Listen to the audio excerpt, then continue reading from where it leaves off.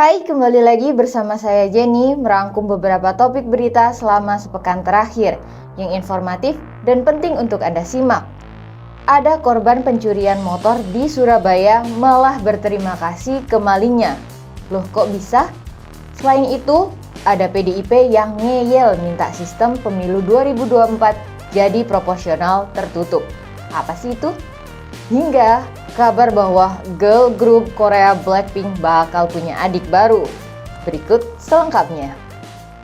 Usul Partai Demokrasi Indonesia Perjuangan atau PDIP mengembalikan sistem proporsional tertutup dalam pemilihan legislatif menuai kritik. Sebanyak 8 dari 9 fraksi partai politik di DPR menolak pemilihan umum 2024 digelar dengan sistem proporsional tertutup. Hanya PDIP yang ngotot, satu-satunya yang menginginkannya. Lalu, apa sih sistem proporsional tertutup dan terbuka itu? Dalam buku Sistem Pemilu Proporsional Terbuka pasca amandemen Undang-Undang Dasar Negara Republik Indonesia tahun 1945 menjelaskan, sistem proporsional tertutup adalah penentuan calon legislatif yang terpilih atas dasar perolehan suara partai politik. Dengan kata lain, pemilih tidak memilih langsung caleg melainkan hanya memilih partai politik saja.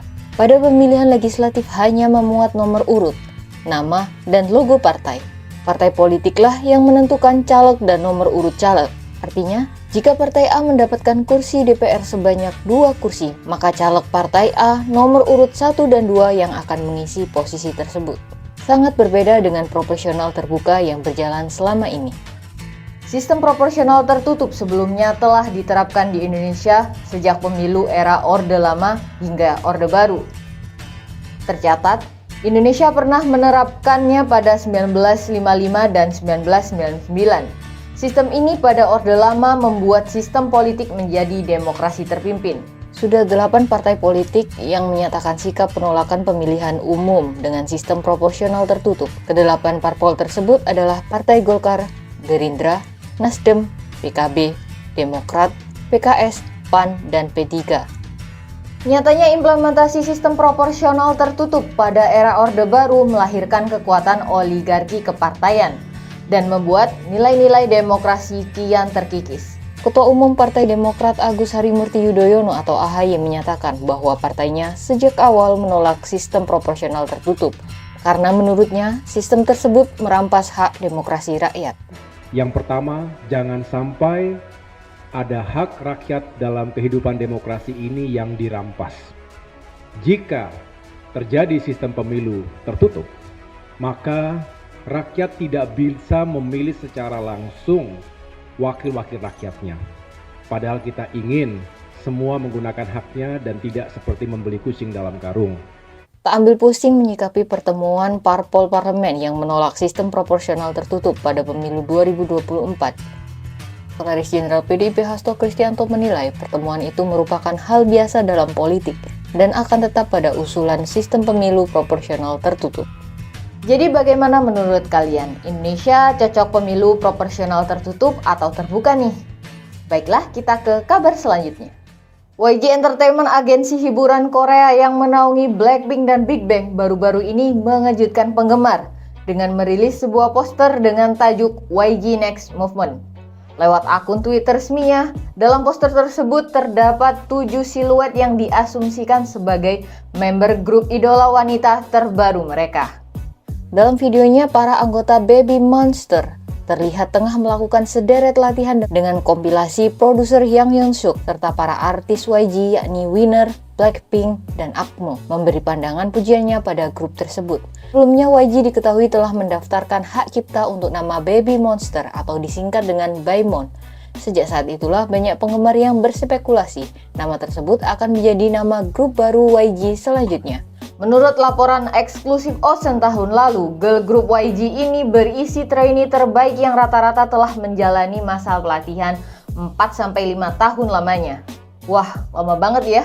Girl group baru ini diharapkan bisa sespektakuler dan sesukses seperti pendahulunya, Blackpink dan 2NE1. Meski begitu, belum ada informasi lebih lanjut mengenai line up dan profil resmi para anggotanya.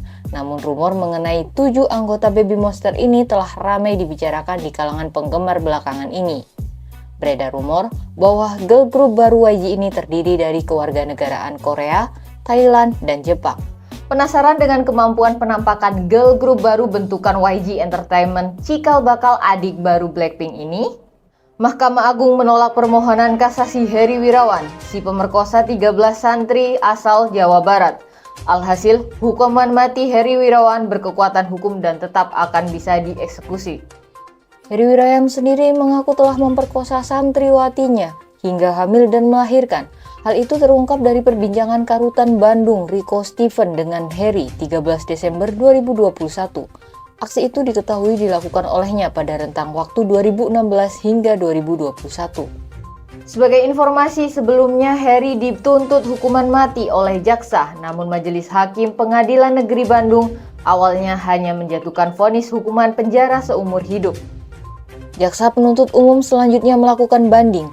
Pengadilan Tinggi Bandung memvonis Heri Wirawan hukuman mati pada 4 April 2022.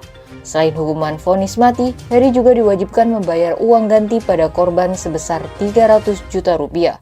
Namun Heri mengajukan kasasi. Lantas kasasi itu ditolak dan Heri tetap dihukum mati. Bagaimana menurut kalian? Kita ke kabar selanjutnya.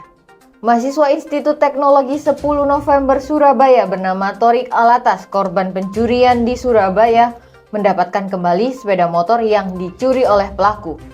Ia justru mengucapkan terima kasih kepada pelaku pencurian lantaran pelaku telah mereparasi motor miliknya.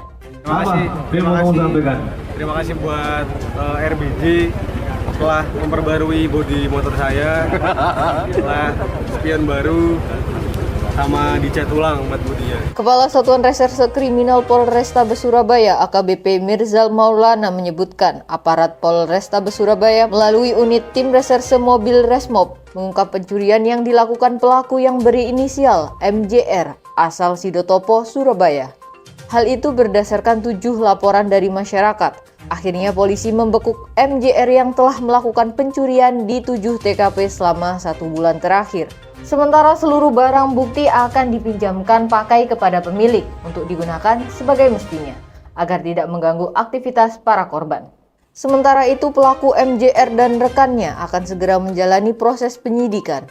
Kasus pencurian yang meresahkan warga Surabaya ini bisa terungkap berkat kerjasama tak hanya dari pihak kepolisian, tetapi juga dari pihak media dan masyarakat. Wah, ada-ada saja ya.